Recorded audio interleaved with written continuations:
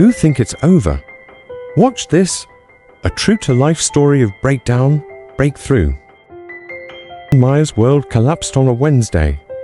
A cold, grey morning in Johannesburg. No sun, no hope, just a letter placed coldly on her desk. We regret to inform you, it didn't matter how. The rest of the sentence went. She already knew.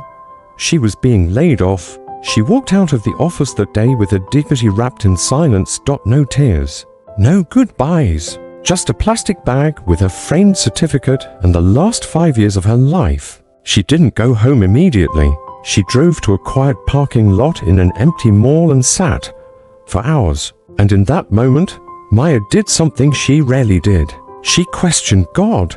Why now? Why me? Did I do something wrong?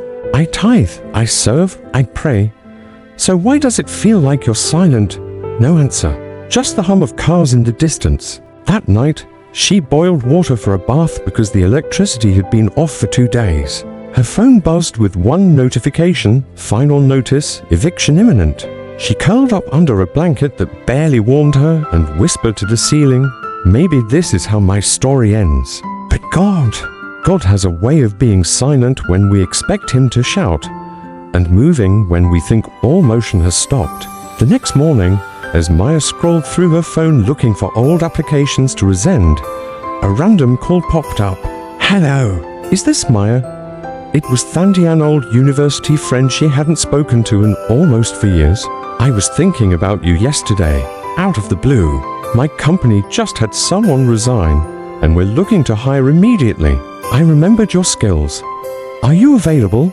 Tears welled up in Maya's eyes. She hadn't even told anyone. She was unemployed yet. Yes, she whispered, almost not believing it. Yes, I'm available.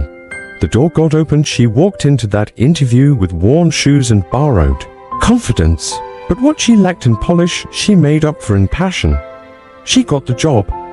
On the spot. No waiting. No long process. The salary, double her last one. But here's the twist. God didn't just restore her financially, he restored her spiritually. She thought this job was the reward. But no, this job was the mission.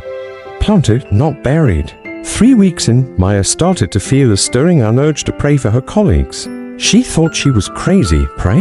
In the office? During lunch break? But she couldn't ignore it. So one afternoon, while sitting quietly in the break room with her food, she bowed her head. Nothing loud. No show. Just her and God. That's when Sifo, a quiet man from HR, approached. Are you praying? Yes, she said. Can you pray for me too? That moment turned into a weekly lunchtime prayer group. That prayer group turned into testimonies. One woman got healed of anxiety. Another, a single mom, received unexpected financial help. And one man who had been an atheist for years said, if there is a God, I think he lives in you. What Maya thought was over was actually a beginning. Months later, Maya started a YouTube channel to share her journey. She called it Planted, Not Buried.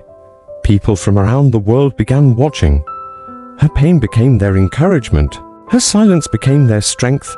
And one day, sitting in front of her camera, she looked into the lens and said, I thought it was over, but God wasn't finished. What felt like death was actually the start of my real purpose.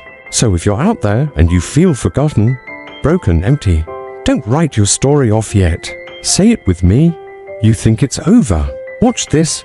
Final encouragement to you reading this or listening now. You may feel buried under bills, heartbreak, failure, or depression. You may feel like your story is stuck on a painful chapter. But listen, God does his best work in the dark. He's not done with you.